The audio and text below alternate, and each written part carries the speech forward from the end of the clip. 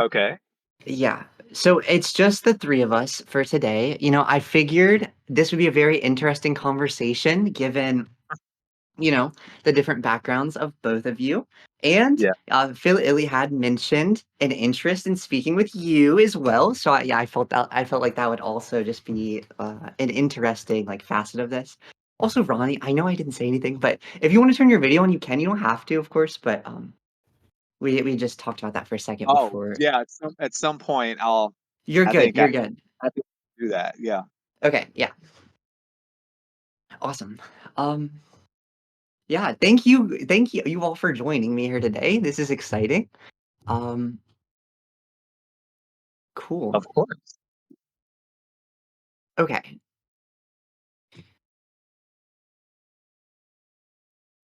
Sorry, I'm not as organized as I should be for this. Um, Let me see. I was curious if y'all wanted to just briefly like okay. So I want to give people context, right? Because a lot of people are gonna be like, who is this panel, right? So I was wondering if both of you would be able to just give a little context around yourself, I guess, and like why you might be known in the public eye before we kind of like talk about other things, if that makes sense. Okay. Um, okay, Yeah. awesome. I can go first. I'm Bill Illy. I wrote a book about autosexuality. It's called Autoheterosexual, Attracted to Being the Other Sex. And it explains autogynephilia and autoandrophilia and other types of autosexual orientations, and also the autosexual trans identity that arises over time because of these autosexual orientations. And yeah, the book came out last June, and yeah, I'm just waiting to see what sort of impact it'll have over time. I'm hoping to increase the size of the self-aware autosexual population, like the proportion of people that have this predisposition, and sort of understand what it is in a scientifically accurate way. And yeah, that's all. Thank you. Fantastic.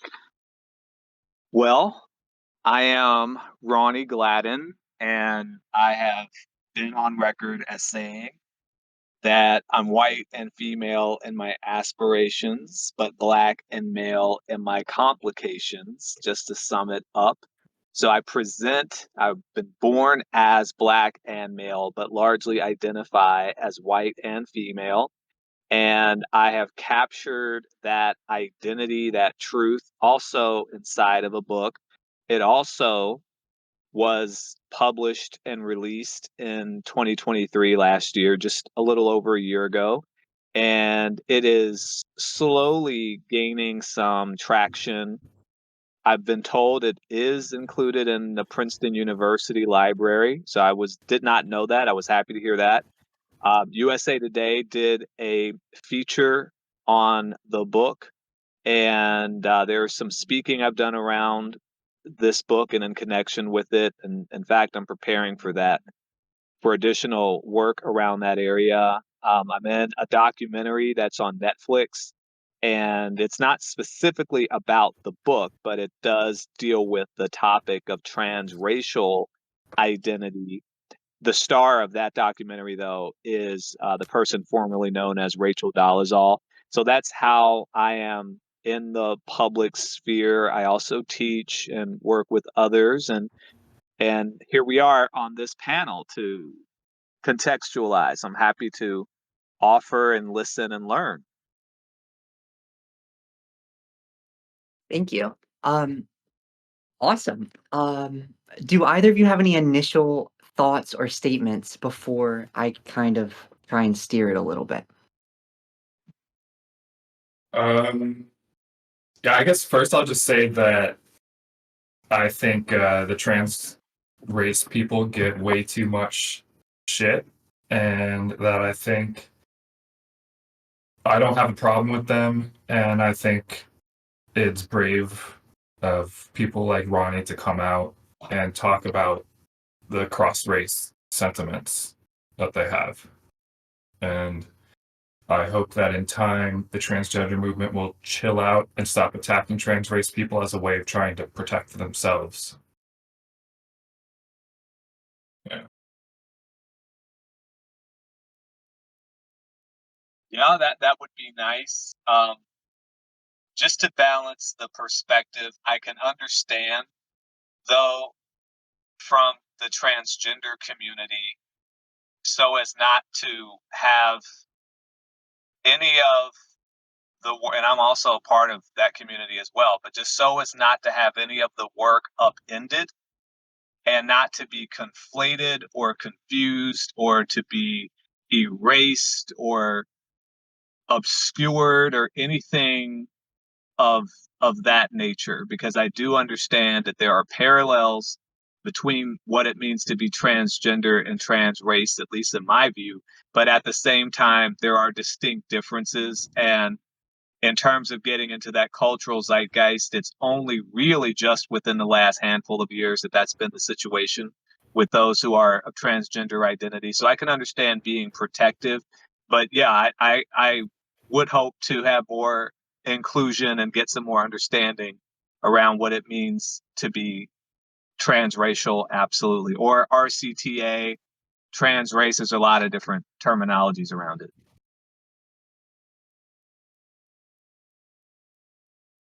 Awesome, thank you.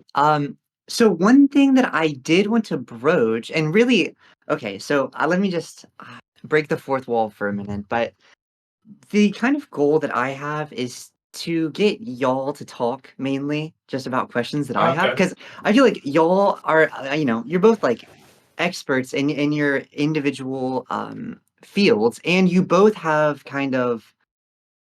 I'm not. I don't know if saying you've developed new terminology and, like, you're, like, writing about it is the right term, but both of you are, like, approaching topics that are often seen with a lot of, like, cultural hesitation. Um, so I guess I'm curious how well your ideas play into each other. This idea of autosexuality and this idea of, like, transgracialism. Um, and yeah, and see, like, what we're able to come up with. But that will be, like, by the end. I know that was, like, a massive thing, right? But that's the general idea that, like, I'm trying to do here. So I guess like starting would be like, where do y'all feel like your identity is born out of, right? I guess, nature versus nurture, or like, yeah, let's start with that one. Um, yeah, I guess I can start because mine's probably simpler. Um, I before I learned about autogynephilia, I thought that I was maybe just like a regular straight male, and then I learned about autogynephilia and realized like, oh, that's like a different kind of straight, or it's not straight, but it's. I realized that was not what I thought I was, and so there was some sort of identity shifting around that point as I learned of that I was autogynephilic and researched into understanding what that meant. And so now, like, I tend not to fixate too much on identity because I mean, people can be wrong about themselves. Um, so I just try to, personally, for my own like identity strategy, so to speak, I try to identify as something that's like can't really even be argued, and no, and like the only people trying to tell me that I'm not AGP are like trans people that I would categorize as AGP anyways. So um yeah, it's my identity that isn't too contested in terms of like people saying you can't identify as that. So yeah.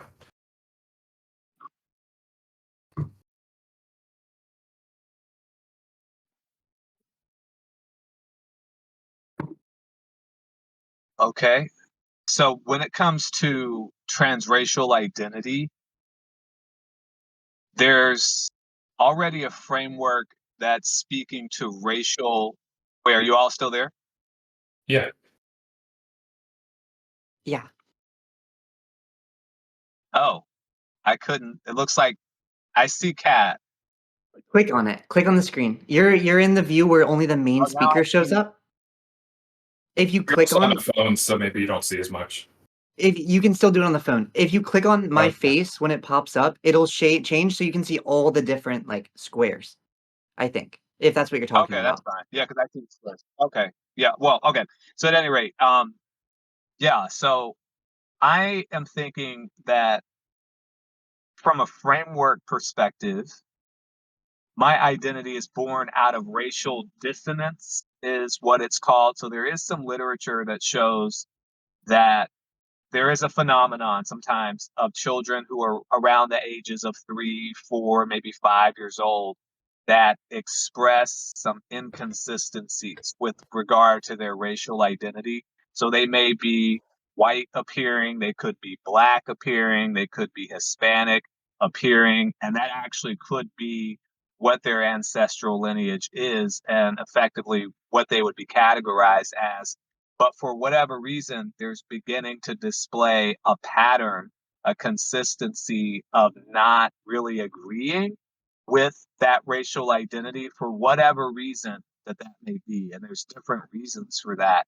Usually, similar to transgender identity or gender nonconforming, you'll see kids desist by a certain time where they're no longer saying, "Oh, well, I may look black, I may be black, but I don't feel black." Like they'll begin to move out of that.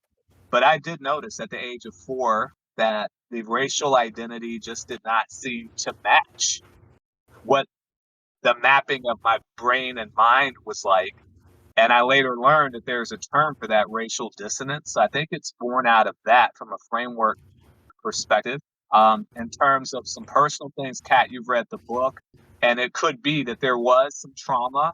I mean, we're all traumatized one way or the other. To be born is to be traumatized, but there was some domestic challenges, we'll say, that were in the house, and perhaps that has something to do with it. Yet it's still with me now as an adult, and it's still very much here. So, but in terms of where the kind of the genesis of it, I mean, it's just what I recognize, and just seeing that the mathematics of the body and the frame just didn't seem to match with the mathematics of the psyche and the soul and the perspective. So that's kind of how I've realized it.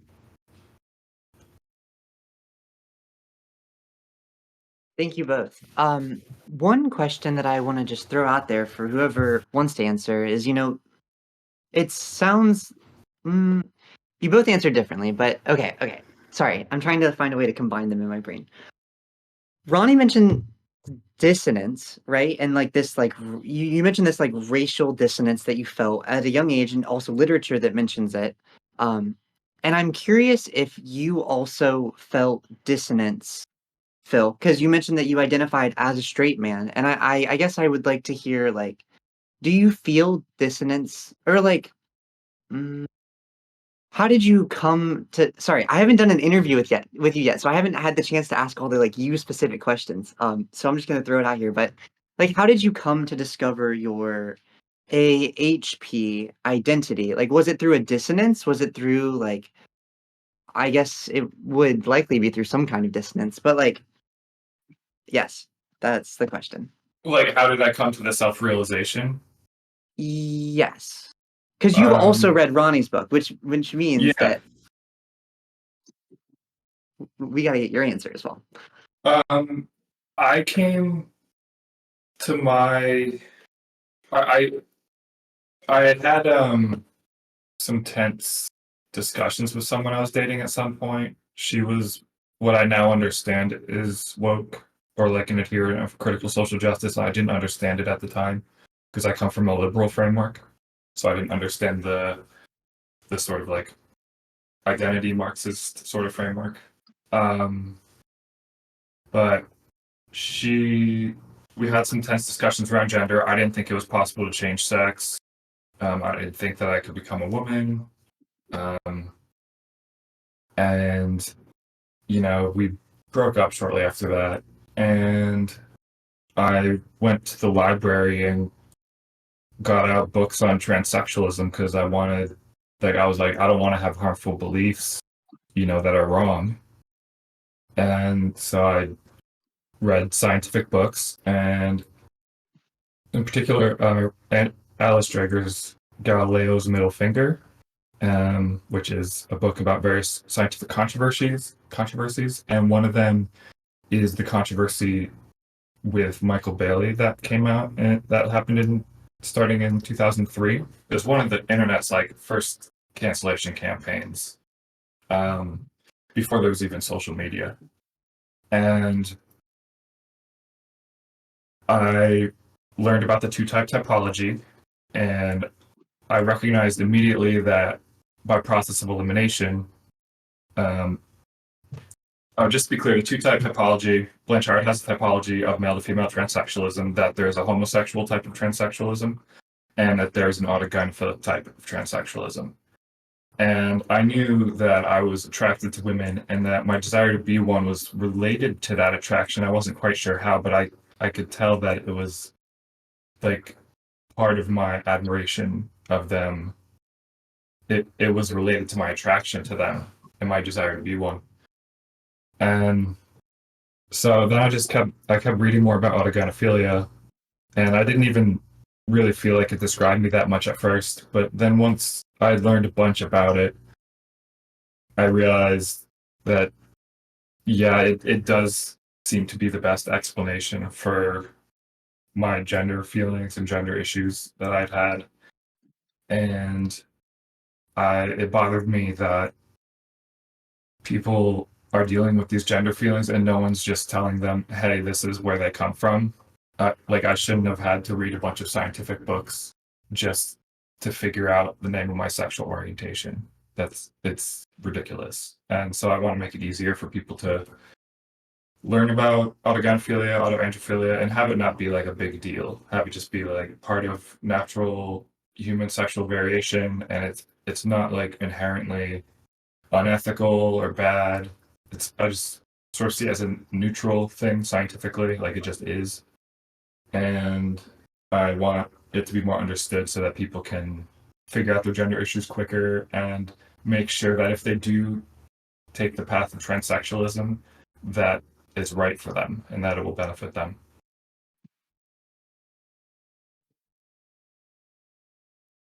Yeah, I can definitely see that. One question I have from that is, would you say you were more conservative in nature? Like you mentioned that you had the discussion with your girlfriend and she was more liberal, but like where would you say that you had fallen? She was woke. I'm liberal. Gotcha. So she was like here, you're like here, but you're not like over here. I'm like I I don't buy into the critical theory framework. I like liberal social justice and liberal science, and I think they're better. So I think that was the fundamental disagreement we were having, was between two incompatible paradigms.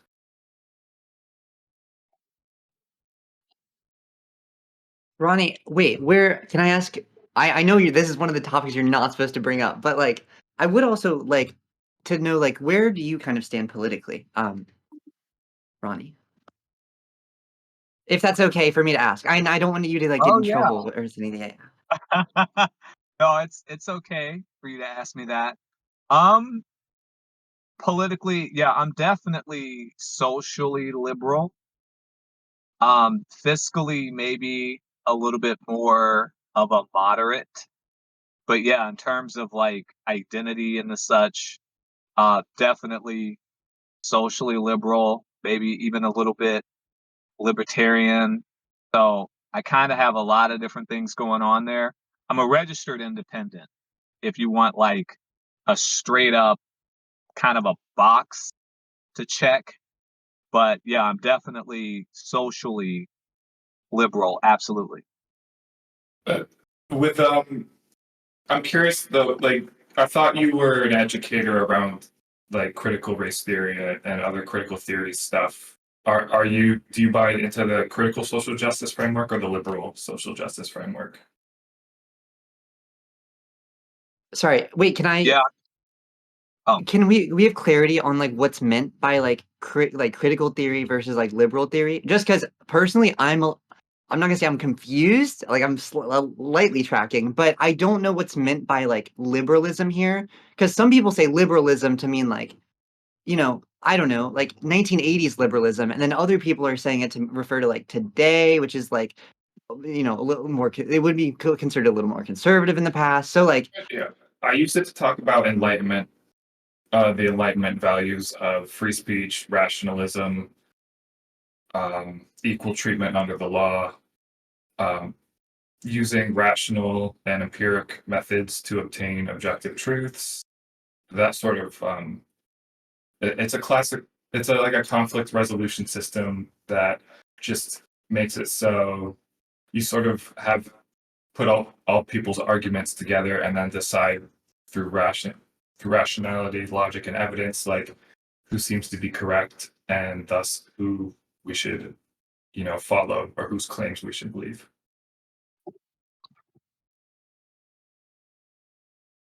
and what was And the other one? Like, what's like that's your liberalism, but what are you comparing uh, that to? Like, what is critical to, theory to you? critical theory is a liberationist framework that derives. It started with Marxism and it sort of evolved to become to instead of just being about class, it became about deconstructing, dismantling. Basically, society is oppressive, and people that have privilege oppress those who don't. And it's a way of. It's often so hard to put into words. Um, it's it's basically the belief that society is stratified along various lines of privilege, along various oppression axes, and the bad things that happen are because of oppression and um man, yeah, I know some. Yeah, I wish I could put this into words better right now. And I know sometimes people that try to explain critical theory that are critical of it can be like sort of a gotcha when they have trouble explaining it, but it's really heavily steeped in postmodernism too, so it often is not quite clear. But yeah, maybe Ronnie could explain it better because I know they have a lot more background with that sort of stuff, if I'm correct. Well, I was going to offer that it almost depends on who you ask in terms of what some of those things mean, which is a part of the problem of the culture wars and the wingnuts that exist right now politically. Right now, politically, I think that the extreme is has obscured a lot of these terminologies. So you have the far left and the far right, where both are radicalized at this point. So I'm almost at a loss for words too, similar to Phil Illy. And I think that what's happened is kind of the center has fallen out, and things are much more decentralized now. So that's why you mentioned back in the 80s or what have you, when things would have been a bit more centralized. But now it's almost like we're piecemealing together what these terms mean.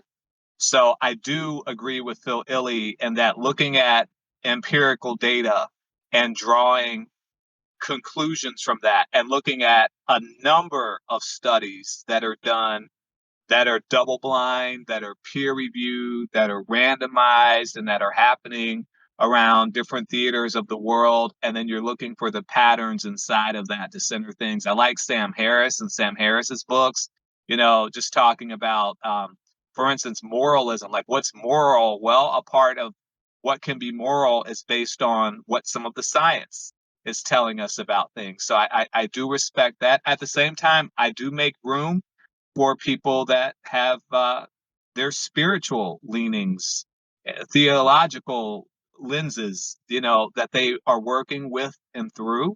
And I think that there's room for that. That's why I embrace what I say a socially liberal sort of framework, which is one that in some ways can be relative, to the environment and recognizing everyone's disposition and background can be different and making room for that. Certainly not wanting to hurt other folks, but learning about phenomena, in context. But yeah, these things are it's tough to define because even with like critical race theory, for instance, I mean, I've seen definitions from Harvard, and then I've seen other definitions that contradict the other, and they're all from the schools of academia.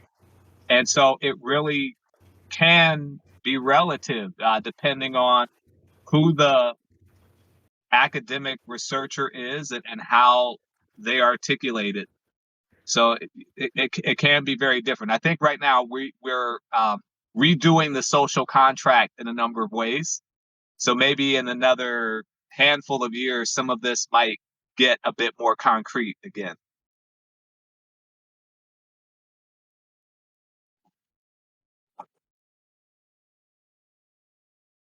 Yeah, that was some good points about how right now we are in a moment of flux and reorganization where the categories aren't as certain as they used to be and words are being redefined. And so it's and the middle has sort of the moderates have sort of fallen out, and now you have extremists on both sides being heard disproportionately. Um, yeah, Ryan, I'm curious. Do you have you read any of my book, or are you familiar with the sort of like autogynephilia theory? Yeah, a little bit of both. I haven't had the chance to read the entire book yet, your entire book, but I have seen some of the data from it, the questions, and at that time, that was like some of the more in-depth treatments that I had seen. There was only like an excerpt of it, so I'm still needing to look at the rest of your work. But I did see that uh, you were looking to go deeper. Of course, we know what is it, Blanchard's work from the mid '80s, which is very controversial. I know it's been discredited, by lots of people. A lot of people, obviously, in the trans community, don't like it. A lot of conservatives have extolled what they think is the value of Blanchard's work. I'd love to see more on it though, aside from that. And I'm not very steeped in autogynephilia, but I am intrigued about it to learn more about it. And I know it's there. What are there any other like definitive studies? Because I know that there was the one in the mid '80s, and there was one in like the mid '90s, basically. Um, in terms of I, after that, like I haven't heard of a lot in the 2000s or 2010s or anything even yeah, now. I can Maybe give a you could brief probably fill. description of it if um, it's basically before Blanchard even started working at the gender clinic. He worked there from 1980 to 1995, but in the 70s, sexologists were trying to figure out how many types of trans there were because they could tell there was different types, but they didn't know how many there were. And Hmm. the first few scientists to propose typologies, one of them, Peter Bentler, he proposed a three-type type that had a homosexual type, a heterosexual type, and an asexual type. A couple years later, Burke and McConaughey, a couple Australian researchers, they proposed that there's two types. There was one that was homosexual, and then there was another one that was associated with arousal, like another one in which people could have like arousal to cross-dressing and were attracted to women. And then Kurt Freund, 1982, he was working at the clinic that Blanchard came to work at, and he also found evidence that there was a homosexual type of transsexualism and one that was heterosexual. And so he also, agreeing with the prior Australian researchers, said that there's two types. And then Blanchard started working at the clinic, and that was his job, was to figure out the typology basically. And he conducted a series of investigations. It's not one study. A lot of times people say like Blanchard's study was bad, like in singular, and they don't realize it was like a full-fledged research program that lasted over a decade that had a series of studies.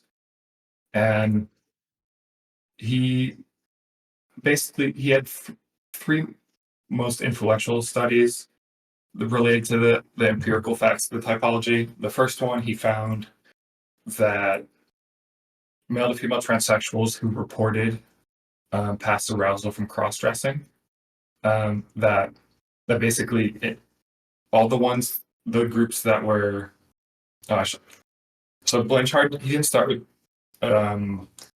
with two groups. He started with four. He started with Hirschfeld had categorized trans people into four groups: homosexual, heterosexual, bisexual, and asexual.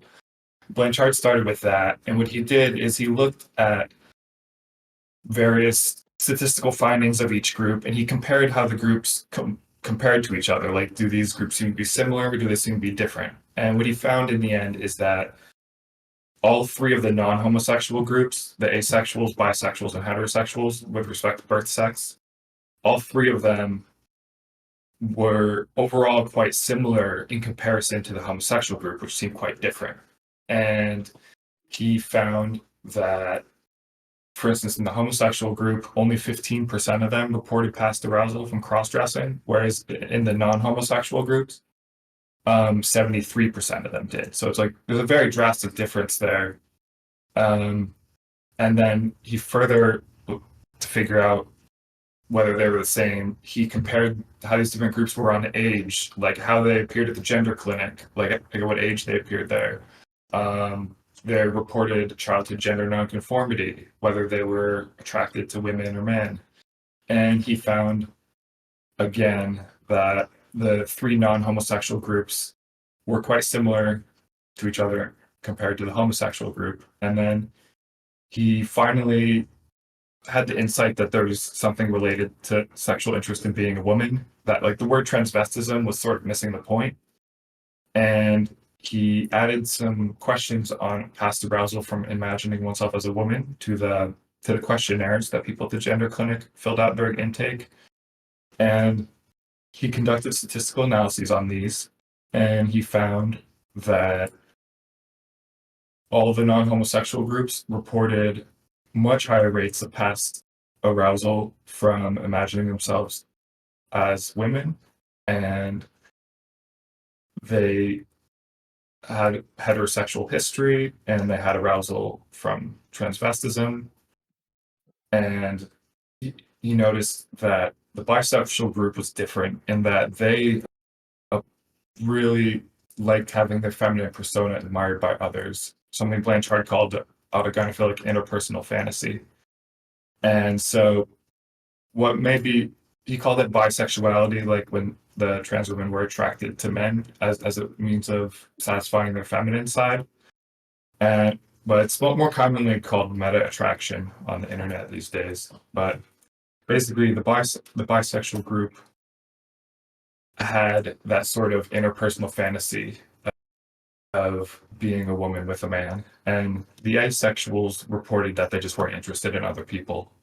So there were some differences between these three non-homosexual groups, but they all shared the interest in cross-gender eroticism and the history of that.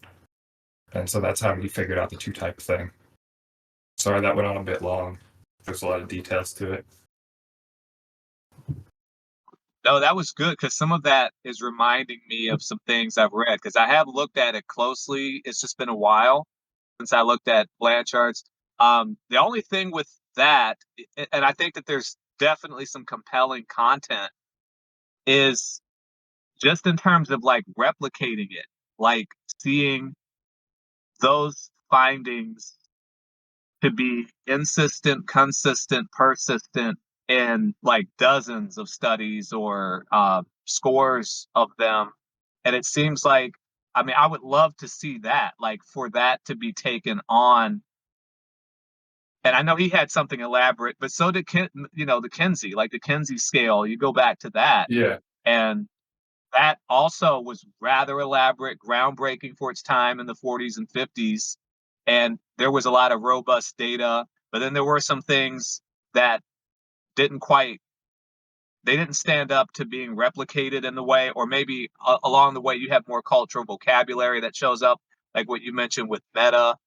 You have more cultural vocabulary today to more accurately identify someone or clarify someone's, you have more words to really get to everyone's kind of permutation, if you will. So I would just love to see that the study to be carried out, but that's a part of what you're doing, which is why I think it's so powerful.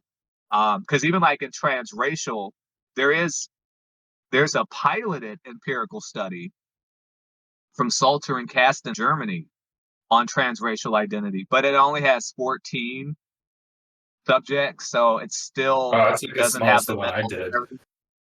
Yeah. Yeah, it's still smaller, but I mean it's piloted and it is starting to track with what I'm saying, what others are saying, that there is a pattern with this, and it's not just white people that are identifying as people of color, because that's kind of the narrative with transracial identity, and that pisses a lot of folks off, and in some ways I could see that. But there are people that are black appearing like myself, and then they have the transracial of white, but there are people who are Asian and it could be Hispanic. Like, at least this piloted study shows more of the variety, the variation, which I think is good. So I would I love found to that in my see that. study too. Yeah, with yours Yeah, is yeah, seeing more like replicated across like multiple different places. yeah.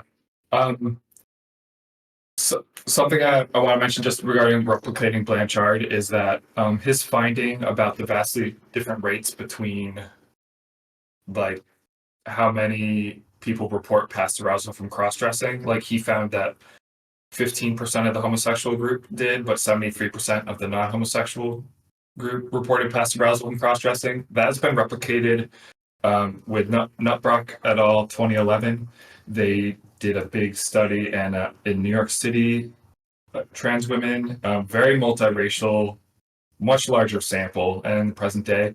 And what they found is the homosexual group reported 23% of past arousal from cross-dressing, and the non-homosexual group again reported 73% of them said they've been aroused from cross-dressing.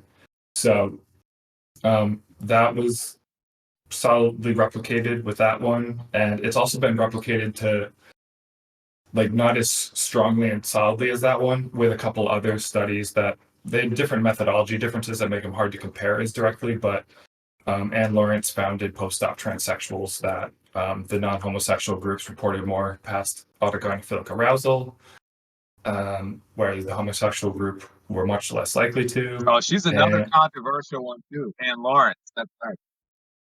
Yeah. yeah, yeah, her book is very good.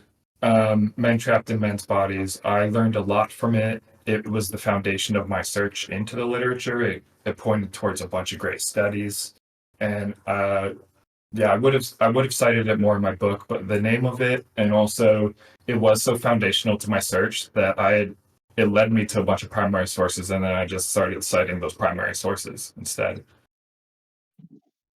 Um, Okay. So how many studies yeah, would you say are replicated? I mean, more than a handful? Like, is it that, like that that pattern's hundreds been and hundreds?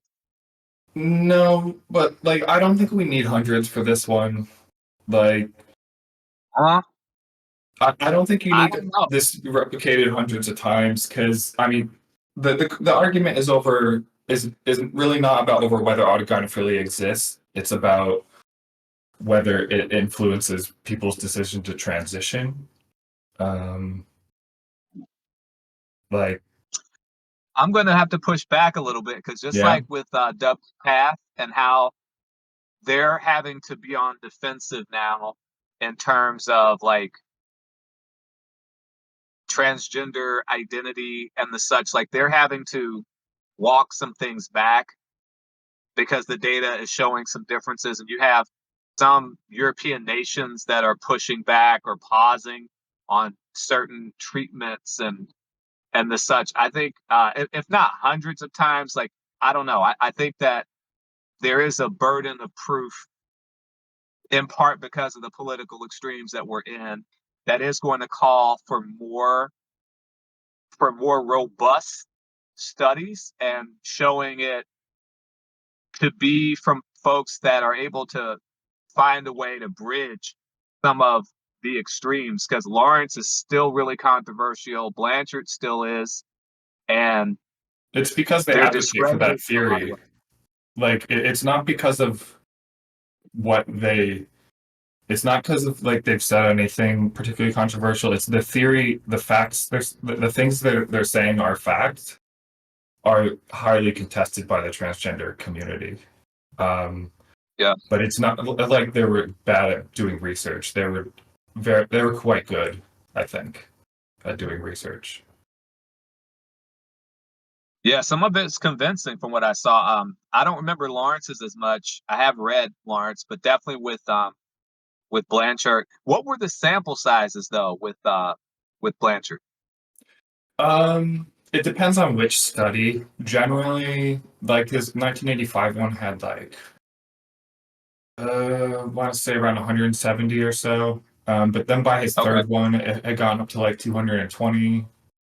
I think these are like ballpark figures, but it's like 150 to 250 sort of range. And like that one that I think is the most convincing replication has something like 300 to 400 people, so it's bigger, but they found the same relationship between sexual orientation and prior arousal from cross dressing that Blanchard had found.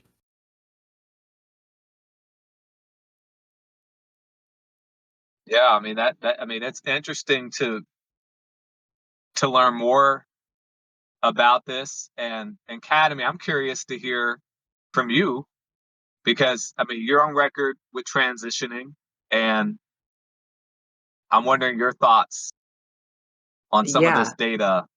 Yeah. It's actually really interesting because I also am like interested in AGP as a concept, even before I had heard of Phil Illy.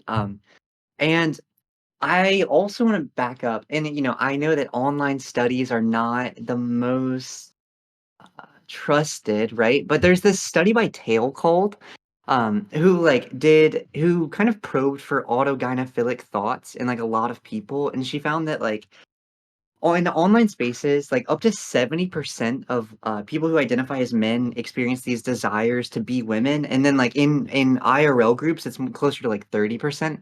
Um, but I've also heard theories that like one type of the typology of like Blanchard's typology is like neurodivergent individuals, and one is like neurotypical individuals. So I don't know if that one has any credence in anything, but it would be interesting if like Yeah. the neurodivergent people were more likely to be online, which is why that number would be closer to the 70% number, and then the other one would be lower because they're more likely to be in person. But again, I don't know. Anyways, sorry. Right. Yeah. Yeah. Tail Call's research is done mostly through Redditors. So, like, I'm just mentioning that because, like, that would reflect the demographics of Reddit, which it does seem that they have they have a higher proportion of reporting autogynephilia than the general population, based on what I've seen. Yeah, but that being said, I don't know if all the data is backed up correctly, but I do agree with Phil in some capacities in that, like, the science that Blanchard did isn't bad science, and even he, like, agrees that the treatment of AGP is transitioning. Like, it's taking hormones, it's socially transitioning, it's taking steps to, like, reduce that dissonance between outside and inside, or, like, between desires and reality, I guess.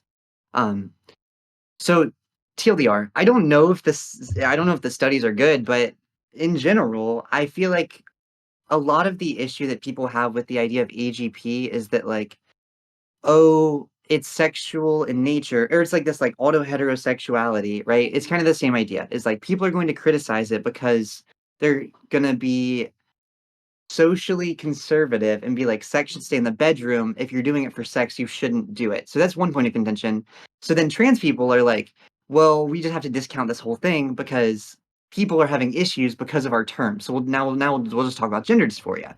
But a lot of the dysphoria is just that dissonance between the desire and the lived reality, which I never put this together until this conversation when y'all were talking.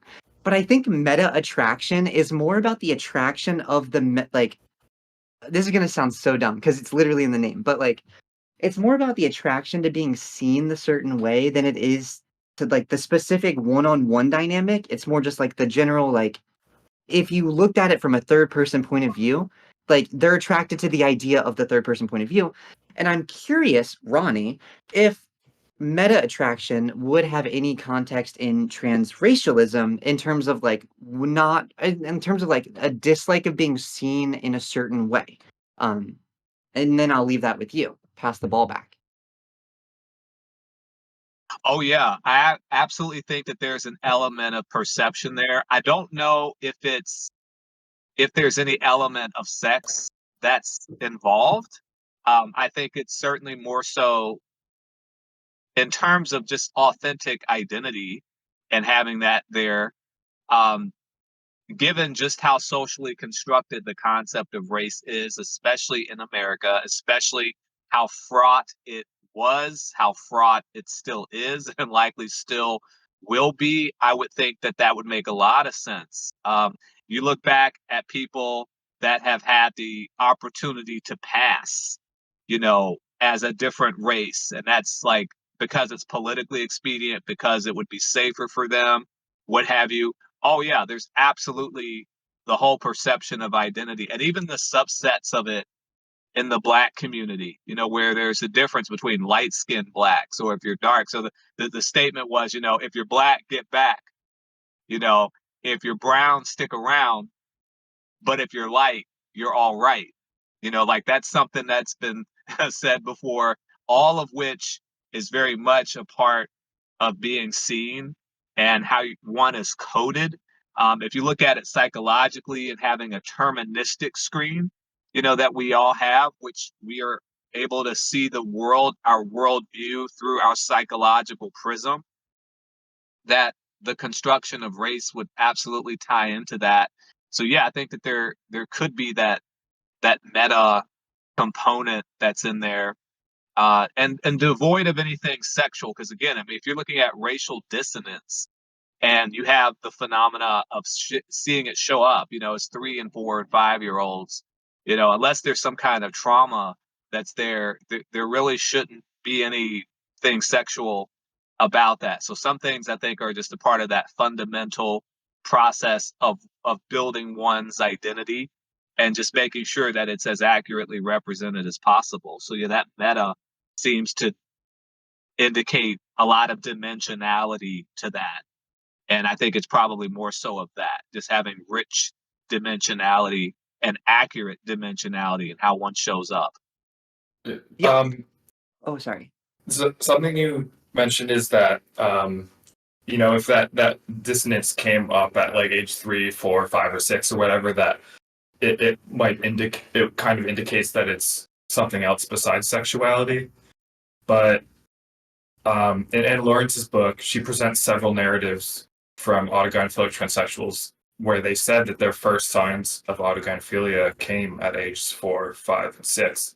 And she further points out that in general, with most people's sexuality, they as children have maybe like a special affection for like people of the sex that they'll later realize they're attracted to, but sort of like have sort of a childhood crush or special affection for them that is not necessarily sexually expressed as a child because obviously they haven't gone through puberty, but it's indicative of their later sexual orientation.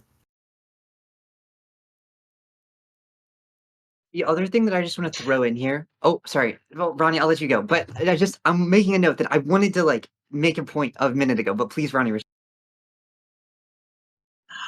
I mean, that'd be interesting.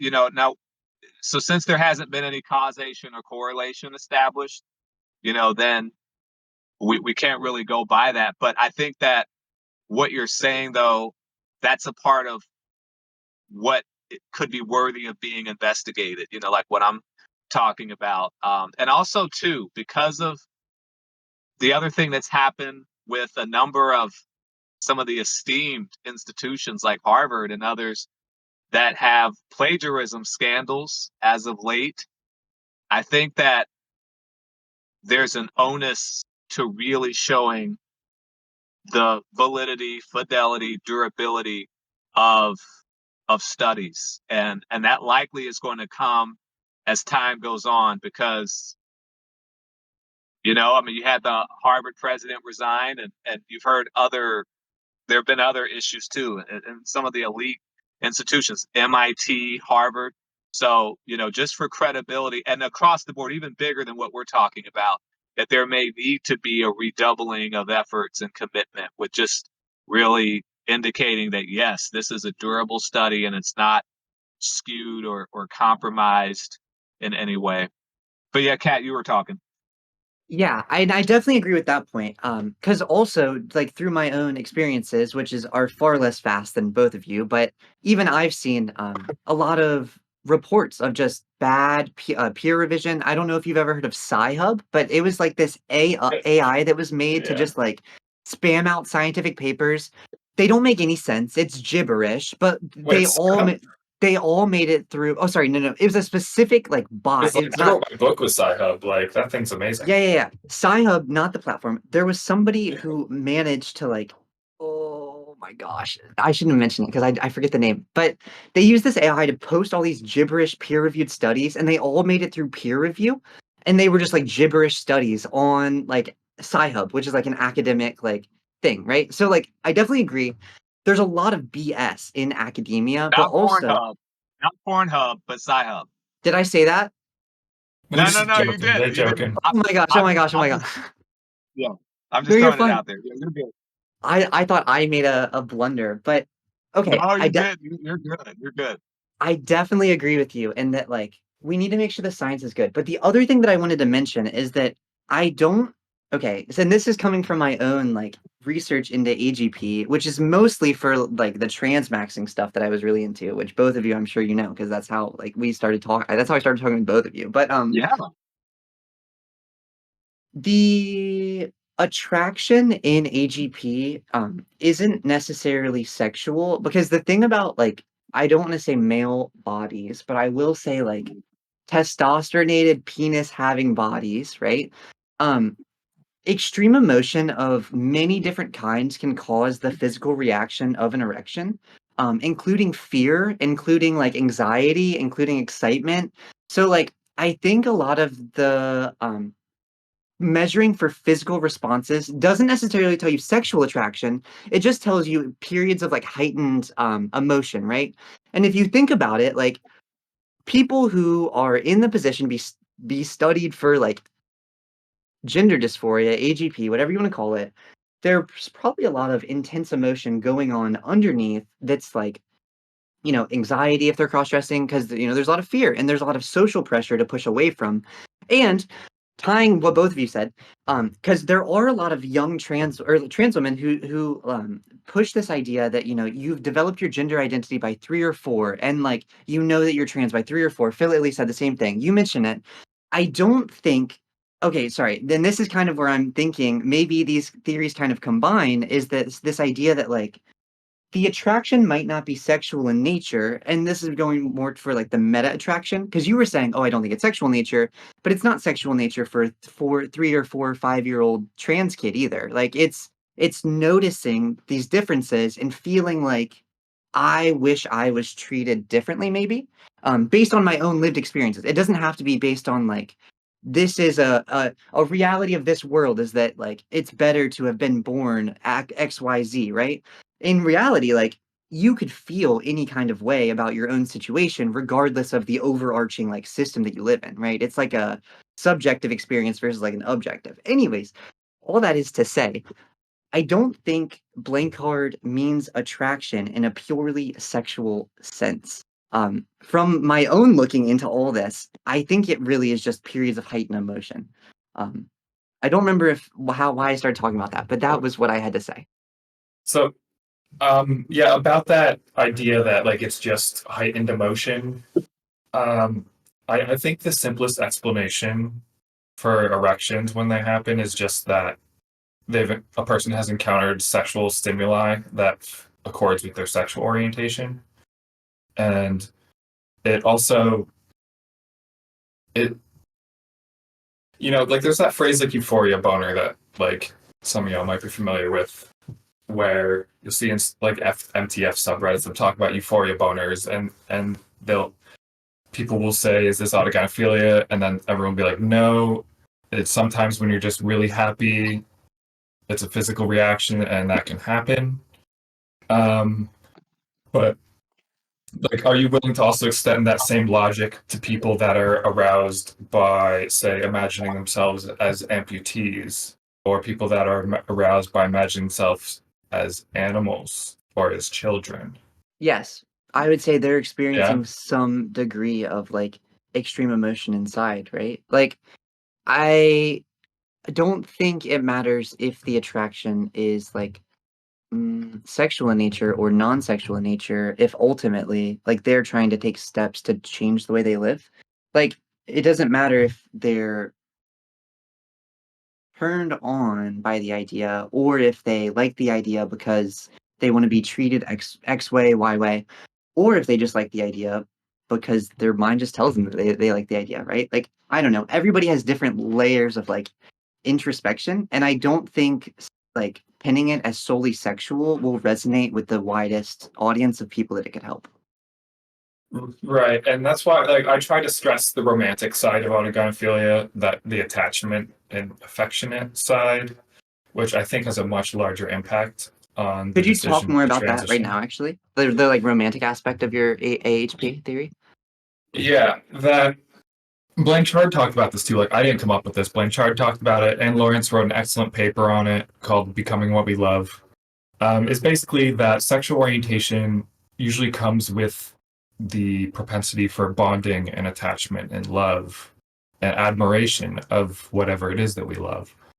And since that is part of sexual orientation, if someone was sexually attracted to being the other sex or gender, then they would also have an emotional attachment to that idea. They would have a propensity to want to be in union with that cross gender version of themselves for greater amounts of time, and they would build their lives in ways that accommodate those emotions.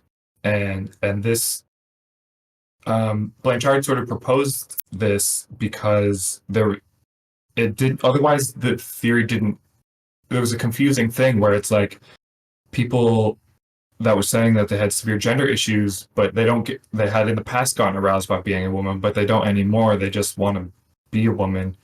That they would get sexual reassignment surgery, even though there wasn't any overt eroticism anymore. And sort of Blanchard was like, why, if this is sexual, why are they still doing the surgery? And that's sort of why he came up with that pair bonding hypothesis that it sexual orientation has emotional and affectational elements to it, and it's really the equivalent of in a heterosexual marriage when people have been married a long time but they don't bang anymore, but they still love each other and they still want to be together for the rest of their lives. Wouldn't this kind of just like pop down to the difference between romantic attraction and sexual attraction? Like, you can be asexual but still be like romantically interested in people. You can be a hetero romantic but an asexual person. And I guess like well, Yeah, the split attraction model, as far as I know, it hasn't gotten too much empirical backing. People have looked into the split attraction model, I think. Like that sexuality and romanticism are like separate dimensions of someone's sexuality. But as far as I know, that really hasn't like been borne out in the evidence. Um, I can't name anything offhand. That's just the impression I get from seeing other sexologists talk about it. you've never met asexual people? No, it's not that I'm not doubting that. So like Blanchard actually made sure to differentiate between asexual and analoerotic, which just means not attracted to other people, because there's people that are what we may call colloquially asexual, but it just means they don't want to, like, they still masturbate and they still have masturbation practices and a sex drive, but they just don't want to be with anyone else. Um, and and so I mean I do think both those exist, asexuals as well as analosexuals. But you don't think like romantics exist or like aromantics? Um, I I mean I think I would I don't really know either way yet. Like I don't um I think there are people that so I think there's a significant chunk of the autosexual population that wants to still be partnered with people but doesn't have the sort of erotic drive to have sex with them, but like they still want that partnership. And I think like some proportion of the aromantic population is just is that sort of thing where they still want to be with someone even, but it's not like it's for the romantic satisfying romantic side of their sexual longing and not so much the lusty side. Mm, I see. Ronnie, do you have any thoughts? You're muted, by the way. I don't know if you know that you're muted.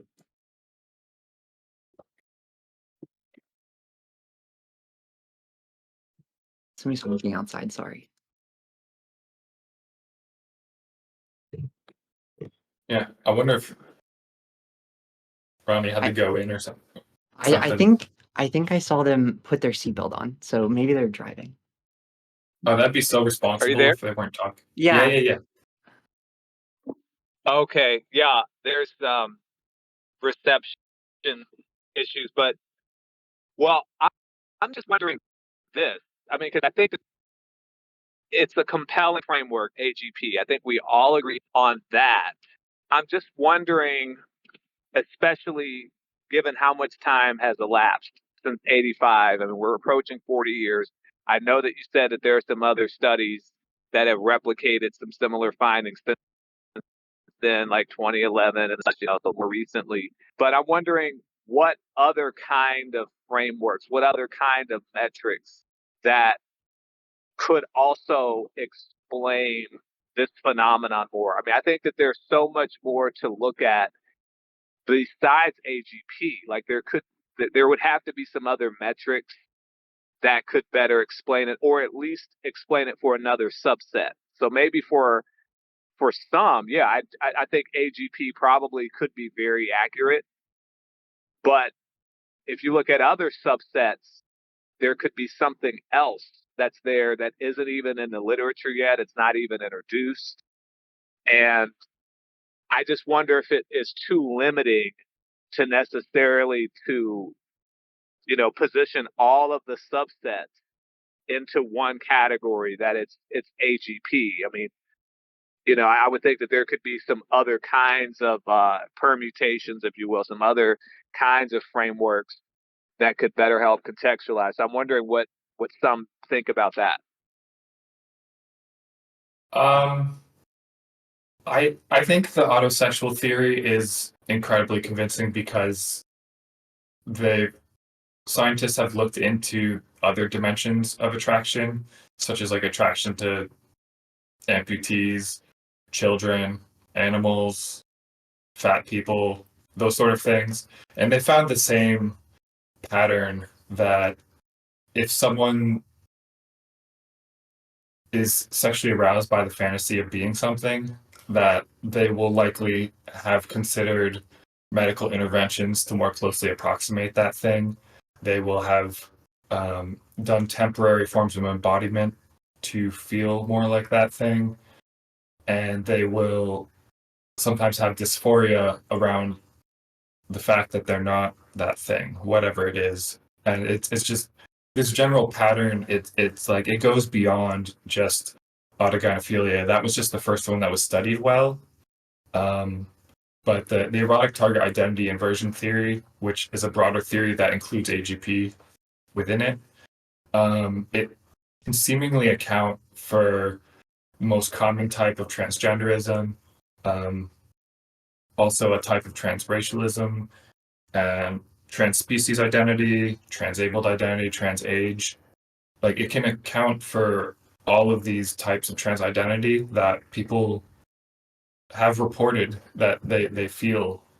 And so I'm personally not while I can see that like for political reasons and otherwise it might be tempting to look for other answers, just like the fact that the same pattern seems to happen with all the different dimensions of trans identity and not just the gender one, but also age, species, race, like all of them. Like I'm pretty convinced by the autosexual theory for this reason. Okay. But that's it could be valid if you're still looking at one subset though. And I mean, and then the replicability would be consistent.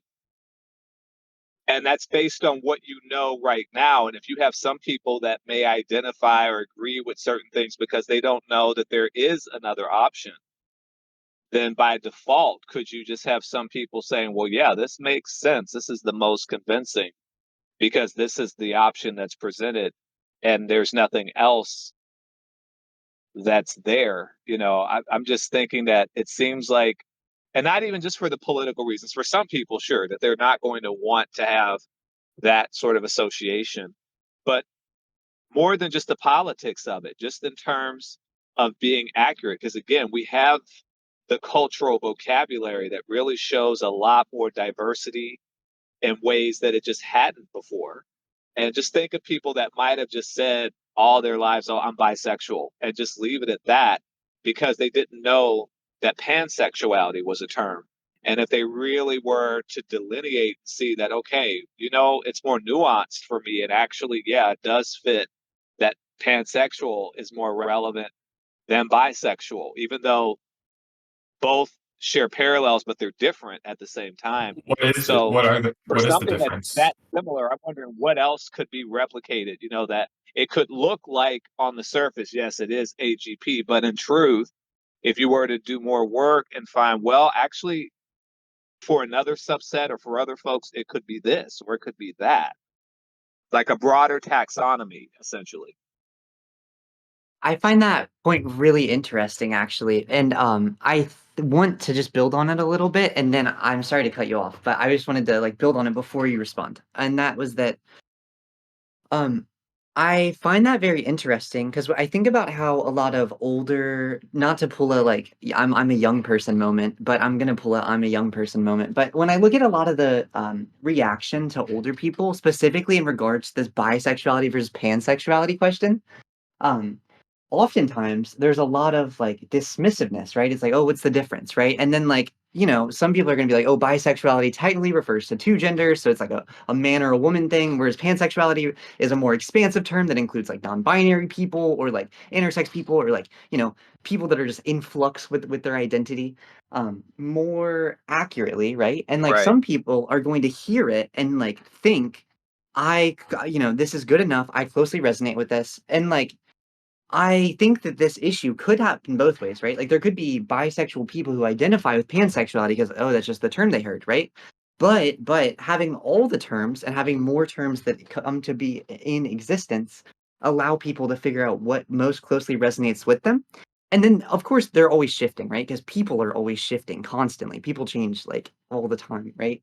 And anyways, my point is look what Ronnie said made me like contextualize the way that some older people react to this debate by pan debate, and it kind of explains a lot because for them when they were younger, when they were figuring out their identity, they heard the term bisexuality, it clicked with them, it fit well enough, and like it worked for their purposes. So then I think it's like a case of where they're like, well, why can't you just do what I did, right? And it's like, well, we kind of live in a different reality today, right? And not that again, not that everything is different, but even when we look at like language is constantly changing. So like of course the language is going to be different. People are going to interact differently because the tools they use, which is just language is just tools. The tools they use are different. So of course their houses, for lack of a better analogy, are going to look different than the houses built 20, 30, 40, 50, 70 years ago. But but but I'm not saying that to discredit anybody. I'm just saying that, like, I think that is a good point that was brought up. And also, I wonder if there is space for, like, it all to exist at the same time. And that's the question I'm pushing back out, and I'm muting. Also, Um, Phil was going to talk before yeah, I said that. So uh, yeah, but I don't know what I was going to say. But I mean, personally, at least with like the bisexual, I think they are basically synonyms. Because there's two sexes. So if someone's bisexual, they're attracted to traits of both sexes, maleness and femaleness, and to varying degrees. And it just seems to me that it's describing the same set of people as the term pansexual. Um, There are intersex like people. Like, even if you don't want to acknowledge non-binary people, intersex people do like biologically exist. But right, also, and they have a mixture of male and female typical traits, which still falls within bisexuality. I had a question. Oh, wait, sorry. I do have a question for Phil, and I'm curious if you okay, so you think sex is the same, right? So I guess I'm curious if you think people of the same sex are treated the same. Like, yes, I guess I'll start there. And eventually I'm going to lead this into like, do you think like specific types of that sex are like treated differently? But we'll just start with like, do you think people in the same sex are like treated the same? I don't know. Like, Are you talking about like males as a whole treated? Y- kind of, but it's more like you're saying bisexuality, oh, there's only two sexes, so like you are like attracted to this or this. And like again, intersex people do exist, but like even without that, I'm curious if this idea accounts for other variables, such as like race or ethnic background or like I don't know. Uh I I guess think I race also is a want to. different dimension of sexuality, Do you think it's a different dimension of mm, of sexual orientation. That like like there's gender? gender. Uh, Do you no, think it's that a like component in gender? no, gender and sex are like a dimension. They're like the fundamental dimension of sexual attraction, and then there's other ones that can occur, such as by race. People have race-based attraction. They also have age-based attraction, and people can also be attracted based on species or disability. And there's also, trans versions of all those types of attraction.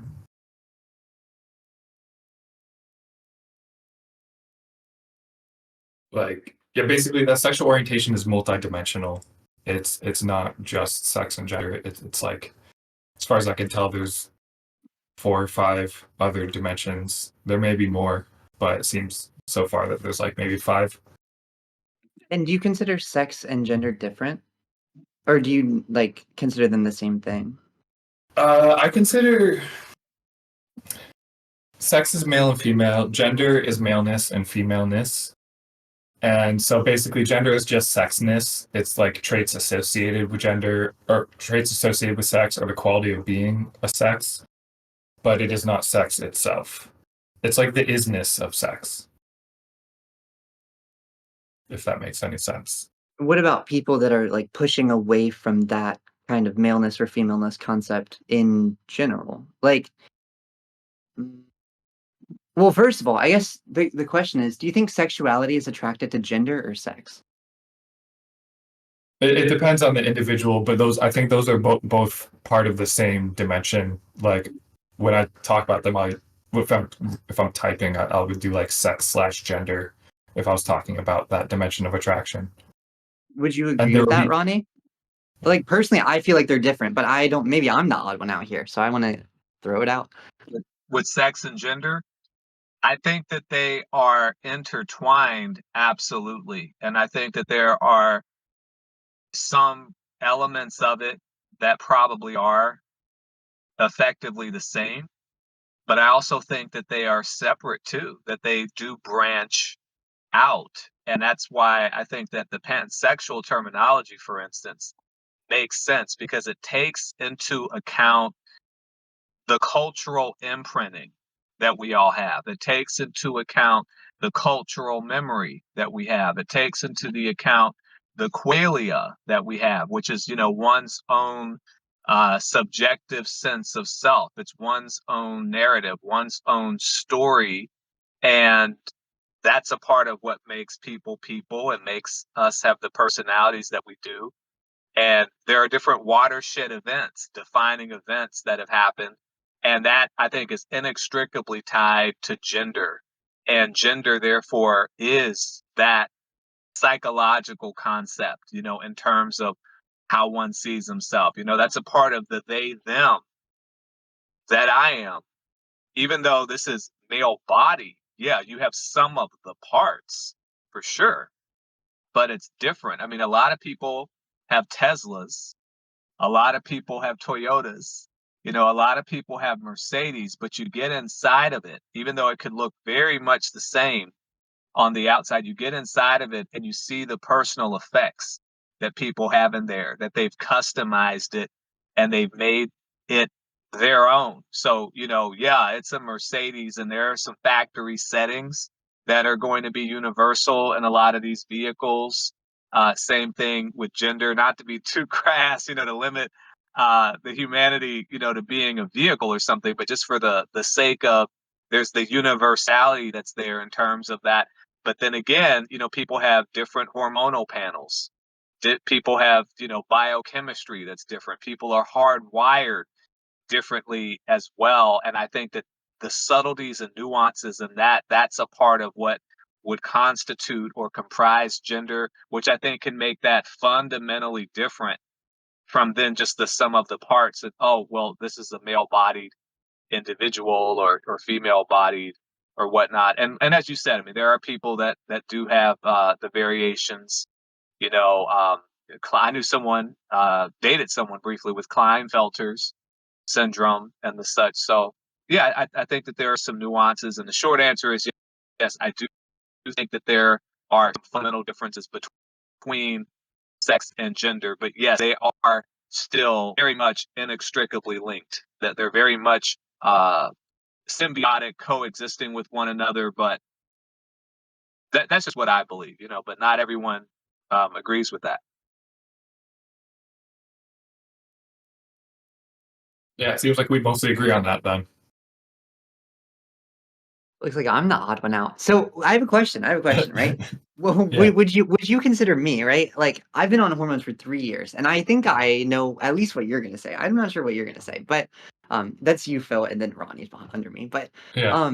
would you consider me like male, female, something else? Like how would you consider me? I've been on hormones for 3 years, right? Like that's not enough for all my cells to replicate, but it's enough for a decent number of them to have been impacted by the hormone, at least. So I guess I'm curious.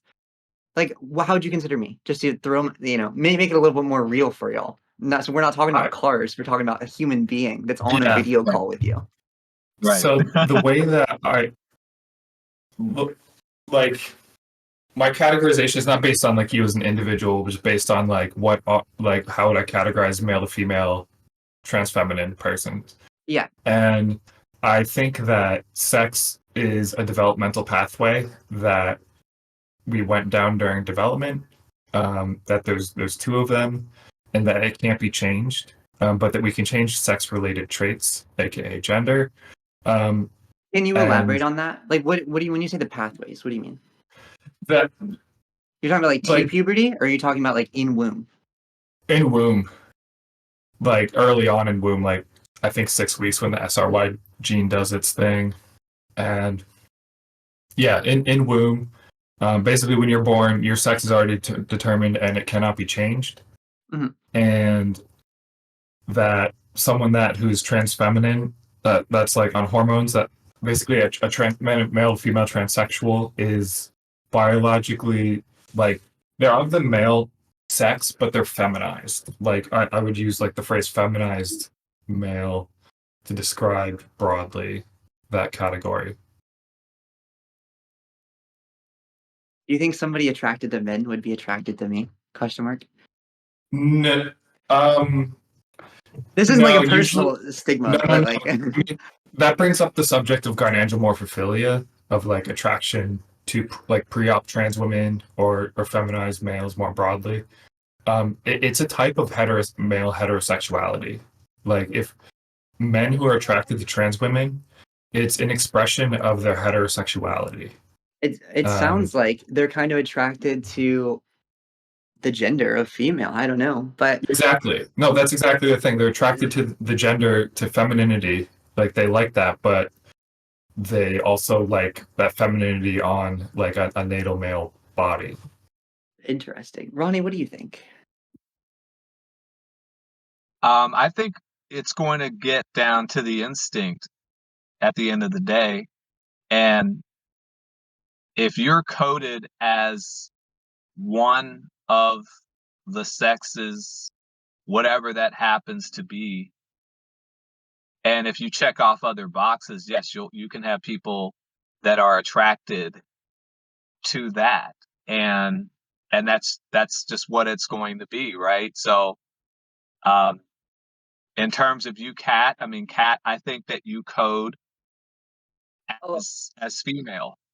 And I think that that's how you're going to be read, and how you'll be seen and processed, and all of the kinds of societal accoutrements, if you will, that go along with being feminine and being coded as female. That's going to be directed towards you. Now, obviously, you have some nuance in there. So if you share that story with someone that's interested in you, okay, well then they'll have to make the decision from there. But I mean, I think you're going to largely be coded as female in that role. Most of us, we're going to be, it's performative, and we're in the role. Now, for something that's medical, you know, biologically, there's there is a masculine component, and so then that would require certain kinds of interventions. So, if we're looking at things medically, but that part of your life, I mean, it's important. It's a significant part of your life, but that part of your life is one that's it's specific to a treatment plan that would be needed. But for most folks, the majority of society, you're going to be interacting and being coded as female, and I think that's how it will be read. Now, I don't know, do you, I mean, you're out, so you do talk about being a trans woman and whatnot. So I don't know if you disclose that all the time, or whenever you find that it's relevant. I'm sure if you think it's relevant, you would disclose it. So then that would change things. I don't know what that's like for you when it comes up, or if they found your channel and then they know. yeah. Well, I was mainly asking if you thought my sex was male, but Oh, your uh, sex was I mean, biologically, that there's that. I mean, gender, I would see you as female. Biologically, there are some things that are hard to escape from, that are immutable. There is that, but it depends on your development, because there are some things that are going to change depending on how far you go with transitioning. There are still some leftover things, though. I mean, in terms of a prostate and all of that, and that would need to be factored in. Some chromosomes and the such that are still there. So, I mean, there are pragmatic masculine parts that would need to be dealt with. So the sex is going to have that biological male baseline, but yeah. you're stacking some things with it. You're evolving, kind of like epigenetics, almost like you're It, evolving some it's like things male even with that. plus. Yeah, right. Yeah, yeah. But in terms of your gender and your role, yeah, the female part. Yeah. Thank you. And then you actually brought up epigenetics, and I'll answer your question in a minute. But I guess the point that I was trying to make was kind of this idea of epigenetics and the fact that like hormone therapy does have an actual change on your genetics. It has been shown through studies to methylate various sections of your DNA to cause it to express differently. So I guess my question is kind of like, how do you define all of penis havers, for lack of a better term, as like male when the specific like sexual characteristics do end up being different individual to individual? And again, this isn't even counting intersex people. This is just through like something that anybody really can go out and do is like get hormones. They can change their DNA, and the way it expresses. But yes, I guess I'm curious how that like sticks within your like statement. And you said it earlier, like feminized male, but I am I getting the would say impression feminized that man, like but feminized male, just to be specific. Like, that's what I because the said, word I thought. feminized is. Oh, yeah, okay. I thought you said man, and I'm like, oh, never mind. No, no, no. Man is social, and I Oh, know male is right, more right, like yeah, yeah. scientific in nature, but like I guess I'm curious how you like um yeah, I guess I'm curious how you weigh the great number of like individual diversities within the people to be like one blanket group. I don't know. For me, like in my brain, if I'm trying to characterize 50% of all humans in the world, it just feels like no matter what I say is going to be inaccurate in a lot of capacities for a lot of those people, right? Like there is no average. Anyways, this is me rambling about my own Well, political ideas, but I think it's quite simple. In biology, the term male refers in sexual reproducing species. It refers to the type within the species that develops smaller gametes. You know, okay, sperm, or in plants would be pollen. Um, and with females, they make the bigger gametes that don't move around, that stay in place. And basically, each sex will develop a specific set of anatomy and also psychological differences pertaining to their sexual reproductive strategy. And that in mammals, it is not possible to change sex. You know, there's some species like clownfish often get brought up, but like that's quite different from apes. We're apes, and as far as I know, there's no mammals at all that change sex.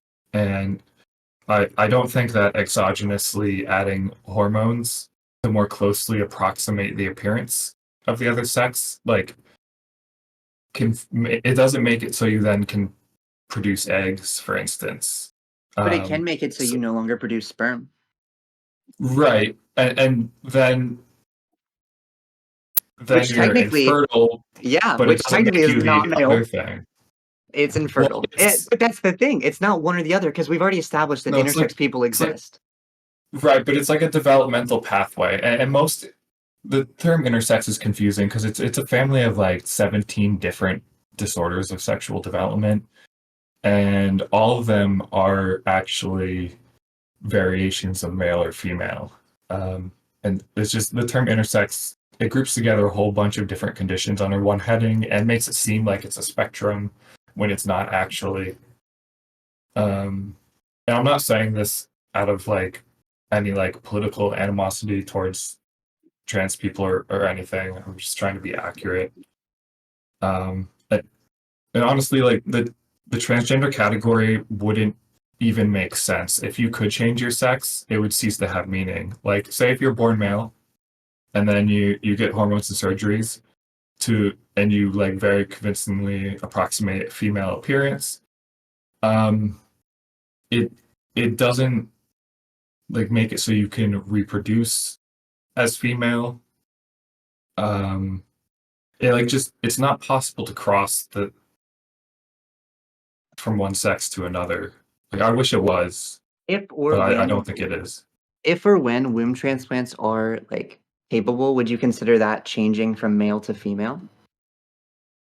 I mean, if we could start having if male female transsexuals, if we could get them to have ovaries and a womb and have them be functional and create a new human, that would at that point there would be a good argument that sex change is possible if that were the case. But currently that's not the case.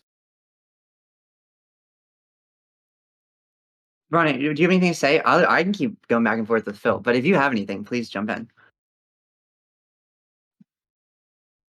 Yeah, I'm wondering, and this starts to get into speculation because we don't really have this yet. But I mean, I've heard that there is a way for a woman to impregnate herself through bone, like her actual like bone, uh, marrow and the such, and having sperm come from that. I'm not well steeped in that, but I have heard that before. That's obviously something that's not replicated or scaled, but that is clearly defying the boundaries of how we know sex to function. I've seen something that says as a male gets older, that the Y chromosome starts to fade. So there's that, like it weakens, and so I don't know what that means on a like a bioevolutionary standpoint and what could result from that. it almost in a way sounds like repatriating back in some ways to the womb, because from what I understand, in the first few weeks or so of the trimester, effectively we all start feminine, and then if we're to change to become masculine, then there are, of course, there's a hormonal influx and things change from that. So there's much, I think, to be investigated, to look at human evolution and what's possible and what's there. So I think that there is that for sure. I mean, primarily we are a dimorphic species. It's primarily male and female in terms of sex, and that's consistent with the chromosomes and the such. But yeah, there's always nuance as well too, and the nuance isn't just limited to one rare outlier here or there, but the phenomenon also has a pattern, and it also has scaled out, and it also has been there for millennia. Same thing with gender non-conformativity. And I just don't always think that there's been enough of resources really to explore and to look at that. And I think that's what's so unique about where we are now is that we're reflecting a lot of what already has been, but we've got, again, more of that cultural vocabulary. We have the power of the internet to really to come together like we're doing now and to investigate the social side of it. And there's a lot of growth there. The biological side is a lot more slower to is a lot slower to evolve, but there's so much to explore, so much to look at. That's kind of how I see it.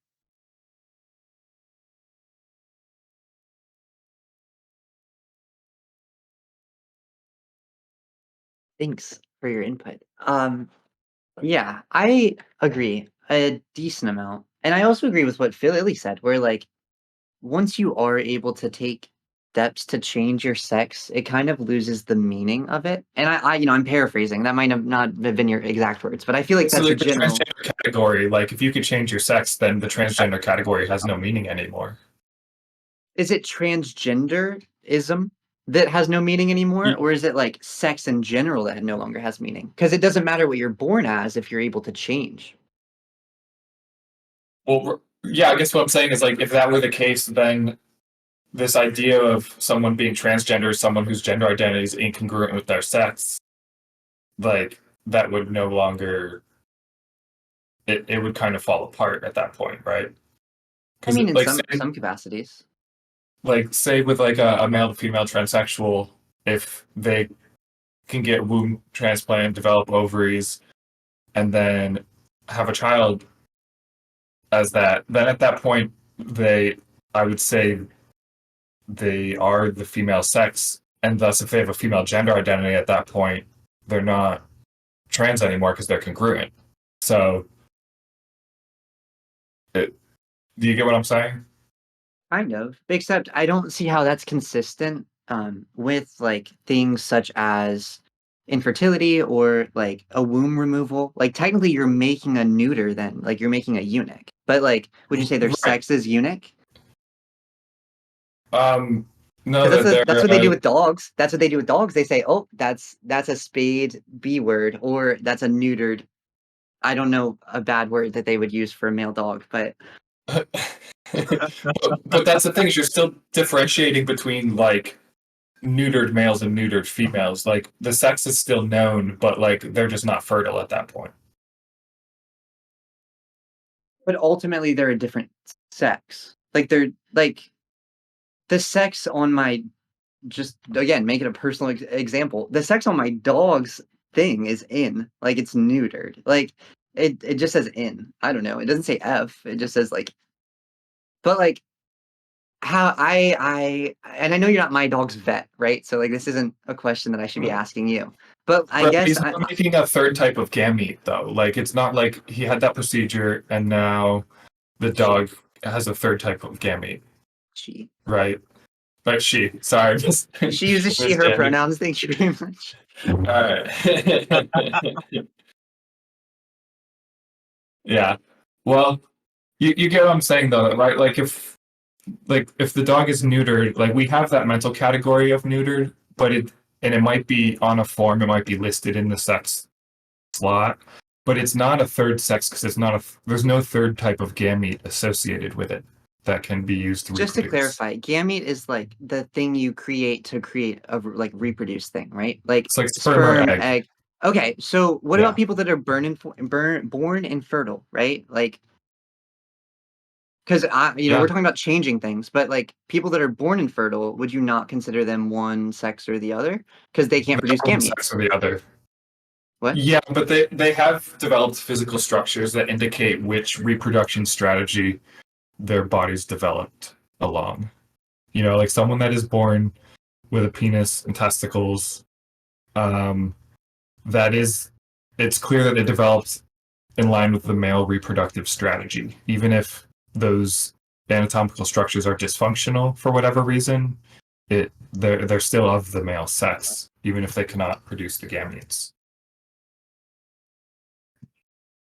I it might just be that I can't wrap my brain around it, but it feels inconsistent with what you were saying earlier with regards to like getting the womb transplant. Because like technically, even if womb transplants are capable of being done, you can look at the DNA structure and still like see what they developed as. But ultimately, you're saying that like they would no longer be considered that sex. So I guess I'm just trying to find the consistency between like Right. what actually is defining this.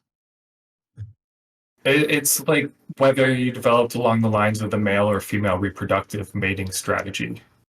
So would you Um, say somebody that gets a womb transplant at 40 years old is transsexual, even if they're not transgender? Or like I guess I mean I just am not really like well, you'd have like an exogenously induced sex change in this like currently sci-fi scenario because it's not possible yet. they're close. But I think they're testing a womb transplant on a trans woman this year. y- yeah, those Yeah, I've heard about that before. yeah, the womb is not enough. I think it's the ovaries and the testicles are sort of the prime determinants of someone's sex because it's those structures which create the gametes within them. Oh my gosh. Okay, not to distract us, but I'm a part of this DIY HRT like medicine study group. Um, and they're currently trying to turn testes into ovotestes, to create like endogenously create estrogen through like a bunch of Yeah. things, right? And I don't know if it'll work, right? But like in theory, like let's say this works. What would you consider this? Because then, endogenously producing estrogen, no longer producing sperm, like that by all measures would discount them from male, but it wouldn't classify them as female because there's no eggs, right? So, like, curious what you think about that if it were to be Um, successful. I mean, if it were to be, I think that someone that has ovotestes, like if they still have developed a penis, for instance, they're probably it's still fair to categorize them as of the male sex, even if they were able to like exogenously induce some sort of like localized intersex condition to their reproductive structures like that.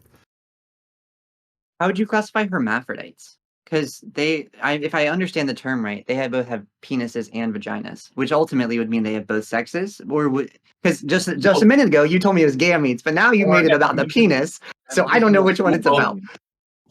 no, it's just like if someone starts out with testicles and then creates ovotestes, I I just like I might be more convinced that they could change sex if they actually create an offspring that has their DNA using the other sex's reproductive strategy, then we can make an argument that they've changed sex. But I don't think that like inducing ovotestes in someone born male, with a normally intact penis, like if that would constitute changing sex. But I think ultimately, like when we're in the like, okay, if that could exist, the term male no longer has any bearing on that individual with what it pictures in your mind. So I guess at that point, the question becomes, or like, how can you really justify the utilization of like I actually know the answer to this one. I'm not even gonna ask it because it's a dumb question. But like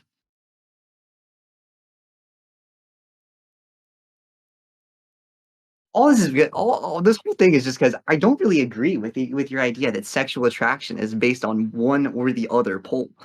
But ultimately, I don't What do know. you mean? I Based on one don't or the think other? sexual attraction is based on like a binary like this or that. And I feel like your explanation of sexual attraction is really missing when it comes to like NB people or like people that I don't know, just don't really identify with any gender, but I don't really know No, how no, to it phrase it makes. because I just hang out with a lot of like what you would probably consider woke people. So like kind of hard to meet in the middle on Yeah, this one. I don't think androgyny, the existence of androgyny, makes it so that attraction to maleness and attraction to femaleness are no longer a thing. Um, yeah, I see gender-based sex and gender-based attraction as attraction based along relative degrees of maleness and femaleness, and NBs can be included in that because they have a mixture of those traits. Would you say? Oh wait. Actually, never mind. I don't. I feel like we're leaving Ronnie out of the conversation. I feel bad, but Oh no, you're fine because I'm like, there's so much I'm doing before I'm leaving. I mean, I'm interested in this. I mean, I think that there's like I was saying before, in terms of like evolution. I mean, that obviously is going to take a long time. I heard something about there are some people that are being born without wisdom teeth, and I'm sure that's happened before throughout humanity. But I think the point of why it was newsworthy is because I guess that they're starting to see more of that happen, perhaps at an accelerated clip in ways that they hadn't seen before. And that's an example of evolution right there. I don't know how long that's taken for that to be noted or cited, but I think that's a part of what's happening here with what we're looking at, that as there are more microplastics that are in things, as there are hormone disruptors that exist inside of the ecosystem, and as you have people that do look smacks, and if that were to be scaled over multiple generations, what ends up happening in that manner in terms of identity and with future mating? Um, what about our artificial wombs and seeing that, scale out? That's something else that's there. So fundamentally, yeah, I think that there are some things that we just don't have the answers for yet, and that there's maybe a new kind of trajectory that we're creating to see what can be done with humanity, how much further that it can exist. And there's already that corollary, like the prostate and the uterus, they're kind of juxtaposed, right? The testes and the ovaries. We see that there's that juxtaposition that's there as well too. So what does that mean from an evolutionary standpoint? Repatriating back and seeing what could be done with with that with those parallels like we're talking about. So I don't know. I think that this is the right kind of discussion to be having to see where we can go with human evolution. yeah, I agree. And this is maybe unrelated, and I don't know how much of it is backed in science because sometimes she would say things that were not, but I think this one might actually be based on the research I've done. And I don't know if you saw my atrazine video, but I definitely agree with a lot of what you just said. But my mom used to say that all the GMOs in food, after 3 generations, they really fuck with like sexual reproduction and also like the like sexual formation of organisms. And she used to tell me that like I'm the 3rd generation since GMOs started to be common. Anyways, so I'm giggling, but like, Yeah, and look at the mm, hormonal drops, right? Like a lot of folks that are male bodied now, I mean, as a group, have a lower testosterone level than their grandfathers, than their yeah, great grandfathers. Like successively, it's been changing. So some of what where we are right now, that there is kind of maybe an aggregate that has happened, and there's ocular proof that is showing difference in the hormonal panels, differences, like we said, in the hardwiring, the biochemistry. I think that's translating into, no pun intended, I'm saying trans, but I think it's translating into something, in terms of, um, the identity of us, and the evolution of us. But yes, I mean, Phil, Illy, I do agree too that, primarily we are still a dimorphic species, male, female, and for the vast majority, that's just immutable. It is just what it is. But there is this backdrop that's happening scientifically, culturally too, that is bringing up some new questions and conversations. Yeah, and I it does make me question, as a species, compared to the original humans, we're kind of transmaterial, right? Like, we're a decent amount Oh plastic yeah. now. Our ancestors were not. We're a decent amount filled with all kinds of things that our ancestors were not. So, are we even the same organism as them? That's really a question that we should be asking.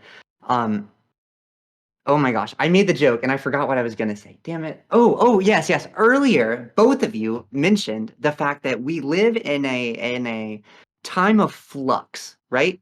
And I would like both of you to explain what you mean by that and like where you think we were and then Wait, where we're say that again. going. Okay, sorry.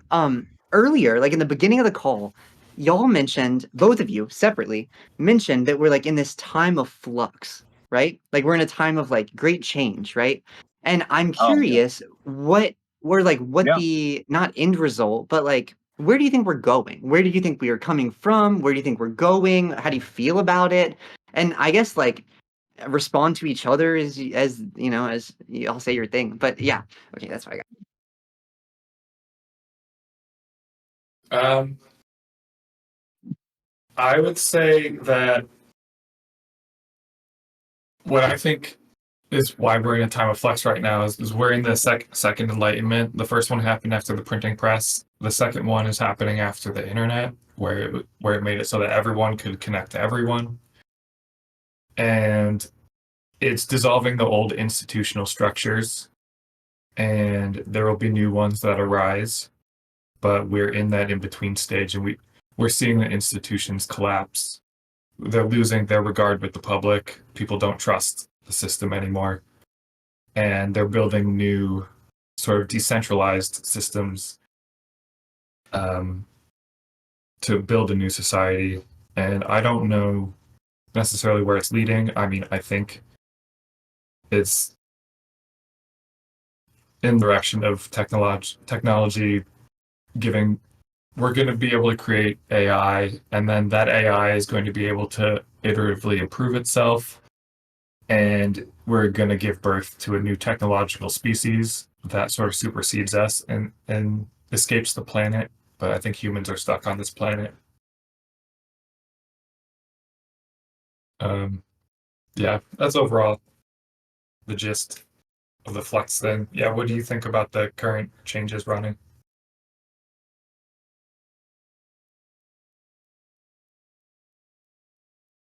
I wonder if the connection is bad. I think it's a bad connection. Yeah. While we're waiting for that to buffer, how do you feel about AI, about technology? How do you feel about being earthbound, earth limited? Oh no, we lost Ronnie I, altogether. I think they're leaving and coming back probably. Probably. Okay. But yeah, how do you feel about AI? How do you feel about being earthbound? How do you feel about like the fact that we're doing this? Some people are very like they take a very Luddite stance on this kind of thing. And I guess Um, I'm curious how you feel about it. I would say most of my influence on this, like reading Jacques Ellul, um, The Technological Society. His book is super influential on my thinking. Um, Ted Kaczynski also wrote about it. You know, famous AGP Ted Kaczynski. Um, and yeah, basically, um, technology is so complex that we as humans are not in control of it. Technology is using us to create itself. and we have this illusion that we are in the driver's seat or control, but it's more accurate, I think, that technology is happening to us and we can't stop it. People talk about whether to make AI safe, and I don't think we're capable of coordinating to do that. So I just, yeah, all the fights over whether AI is safe, I think is silly. I think that the technology already won decades ago. Like in the like when Jacques Ellul wrote his book is in like the 50s and 60s. Um, and I think he was mostly right. And so that's over like a half century ago that basically he acknowledged technology has already like won. And I don't think that's changed. I think it's just ratcheted up to become even more intense that um, technology has won and we are subject to it. Do you have any insights on how you think that'll play out? I think Ronnie's phone died probably because we've been talking for an hour and 50 minutes, and I Oh saw, yeah, Ronnie's in the car, and those car chargers suck. So, yeah, that might have happened. Um, but yeah, yeah, I mean, what do you think? I'm like definitely not an AI expert. I just see whatever I see through the rationalist discourse and such. Um, I think it's going to drastically reorganize society. It's going to lead to a lot of discontent in the coming years because it's already making a bunch of artists are going to be having trouble finding work because people don't need to commission paintings of their pets anymore. They can just do an AI prompt. Like there's a whole bunch of work that artists were doing before that now is obsolete, and it's only going to it's going to keep spreading, and all the stuff that was considered intellectual work is going to be some of the first to be replaced. And even eventually, the machines are going to be able to do hands-on tasks like plumbing and building houses and stuff too. But um, yeah, I just think there's nothing we can do about it, and we just gotta go along for the ride. Do you feel like the lack of necessary human labor is a bad thing? Or like the lack of like need for as much human labor in terms of artists, in terms of like, um, well, not just artists, because also, sorry, Ronnie rejoined. Awesome. Yeah, yeah, Um, but in addition to artists, I imagine, well, then this is just my own speculation. So again, I'm also not an expert. I just like I'm really interested in AI, so I research a lot of stuff about yeah. it. It's But interesting. programming and like coding is another thing that is set to be taken out, right, by AI. Um, so I guess I'm curious if you think it's yeah, like how do you feel about the less need for human labor that's being like picked up, like the slack is being picked up for lack of a better term by like technology, by like systems that humans have created. But then I do want to go back to Ronnie to figure out where Ronnie thinks we're going with the state of the world. But I just want to finish this point before we do.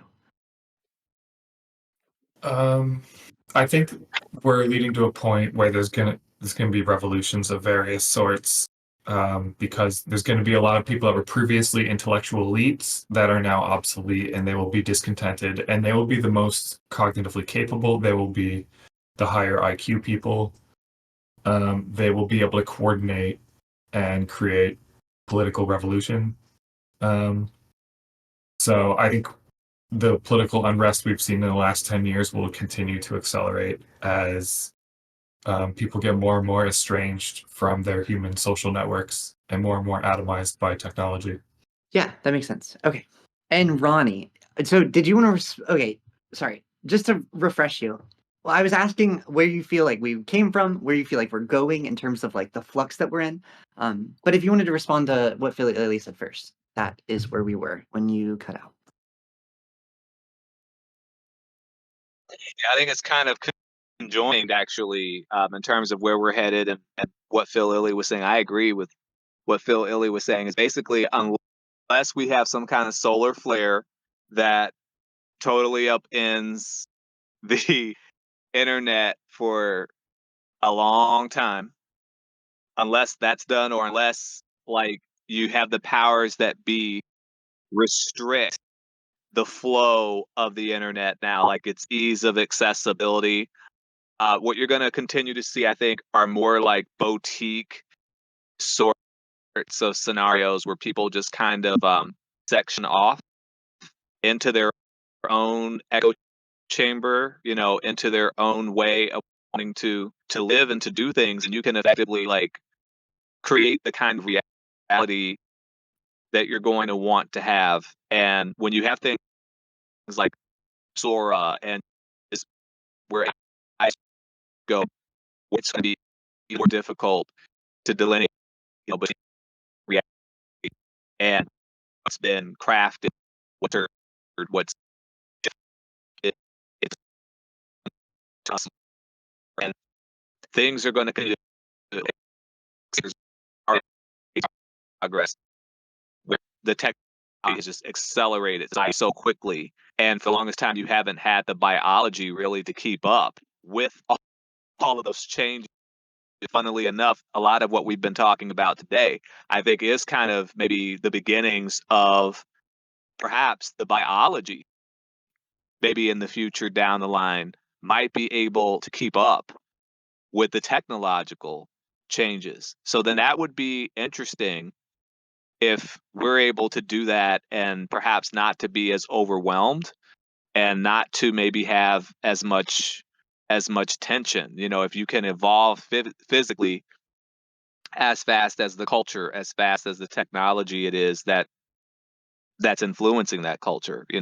So I think that can be interesting, and it seems like Phil Illy was already kind of touching on that. This phone is getting Yeah, wonky, I so I agree think that I'm gonna have to step out probably pretty soon. But I love that question. Glad I was able to give some thoughts. Yeah, likewise. Sorry to hear that your phone is being wonky. Um, sorry, did you want to respond, Phil? I mean, I was gonna. Ronnie brought up the point of that humans are gonna need to be sort of like enhanced to be able to keep up with technology, and I think that is happening, and it's already happening. Some of the elite class are already doing embryo selection with polygenetic screening to increase the favorable traits in their offspring, and so it does seem I think there's going to be a sort of evolutionary process, and there's going to be a divergent process where the elite are going to become even more elite, and most people are going to have trouble keeping up.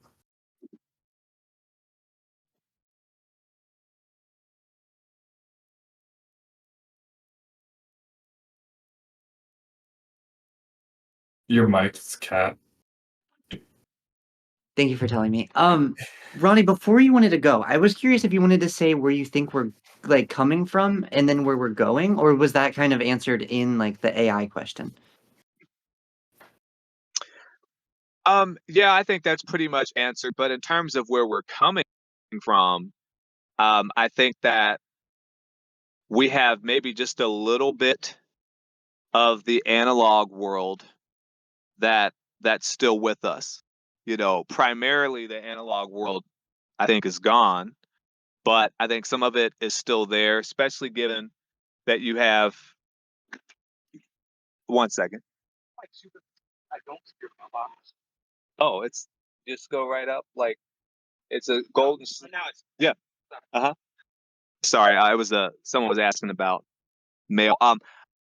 So we still have boomers. There are even still people that are a silent generation that are still perhaps even those, maybe a tiny few from the greatest generation, but it's, especially folks that are boomers. That analog existence is still here. The analog way of doing things. You have a lot of boomers that still have a lot of money and still have influence, holding up houses, and just a lot of things that are there. So kind of that analog way, that the tail end of that is here. So that's kind of where we're coming from. But as more boomers transition and the wealth that boomers have goes to millennials, exennials, I'm in that group, all the way on down. As that happens, then yeah, you're going to see more acceleration of things happen that go along with a different viewpoint, and you actually will have a class of folks that will have the money to do that. So there's limitations to that now because still boomers still have a grip.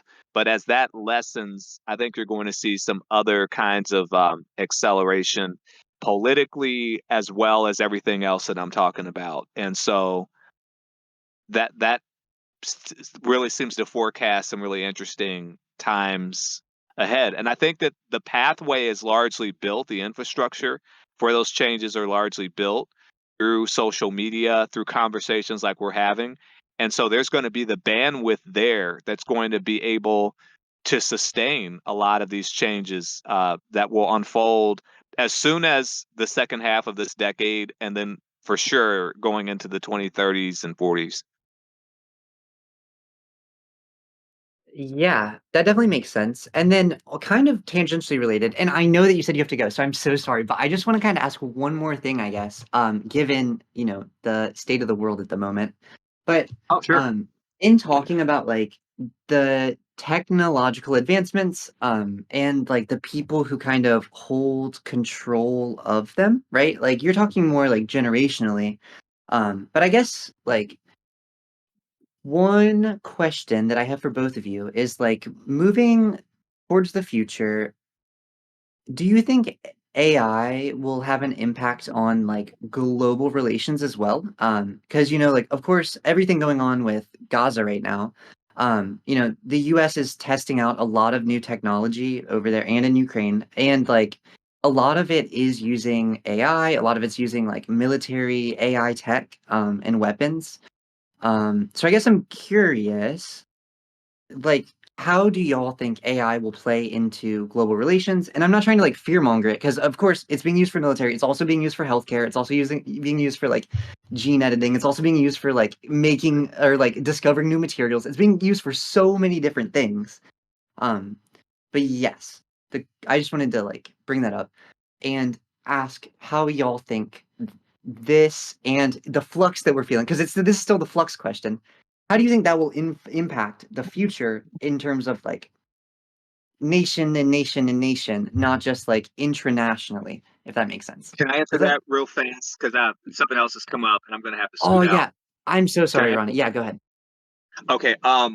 What I would say is whichever country is the first to dominate with the AI, like that's what's going to set, I think, the geopolitical tone. Militarily, Yeah. Yeah. Well, the military, the culture, the finances, the trade, all of those respective things. I think that is going to be dependent on who wins that race. And you see the race is it's been underway, but who wins it first, and they're able to capitalize on the win politically, militarily, all those other ways like you're talking about. That's what's going to set the tone. So it could be more of the same. Like if you have what you've got now, like if the US wins that race, then I think you'll see an amplification of a lot of the Western ideals that would really proliferate. I mean, it probably would incite some additional wars for sure. But at that point, if you've capitalized on that AI and you're getting the benefits from that, I think you'd have a significant upper hand. But likewise, I mean, if you have one of the BRICS nations that wins the race, then some of the democracy I think that we have what would certainly change, and the tone and tenor would be different. So I think a lot of it is based on who wins the race. But after that, like whenever that happens, and whoever wins, in terms of like the day to day, I mean, I think that there's going to be certainly a more efficient way of living, like efficacy that's 10x in terms of what that could mean. Maybe a mitigation of a lot of illnesses. So that would translate into more longevity. that would translate into more awareness, and you would have a machinery that's also helping with the division of labor in ways like it's never had before, because you'd have all kinds of robots and other kinds of like automations that would be implemented, and with that the whole topography and landscape would be different. So you'd have vacuums created, therefore, like employment vacuums, maybe even like some recreational vacuums. So you'd have to kind of build another type, like culture would have to evolve to fill those vacuums, since there'd be more time just on the day to day, and even in terms of just during a lifespan, because people are heavier. And like Phil Illy was saying, you have the elites that become more elite, and they're able to do things in that manner. So you'd have a kind of a cultural reset and new zeitgeist that would exist. It'd be very interesting to see. And I think that everyone on this phone is going to be able to see some of that unfold in our lifetimes. So I think it'll be interesting. Thank you. Yep, I have, but Phil Illy, yeah, definitely. I want to reach out to you because it was great meeting you, and Kat. I definitely want to reach out to you again too, and stay in touch and talk about different things. I really appreciate it. Of course. Thank you so much for attending today. I really appreciate it. Yeah, nice Yeah, it meeting was you good to all. talk to you, Ronnie. Yeah. Yeah. Okay. See ya. Bye, Ronnie. Have a great night. Bye.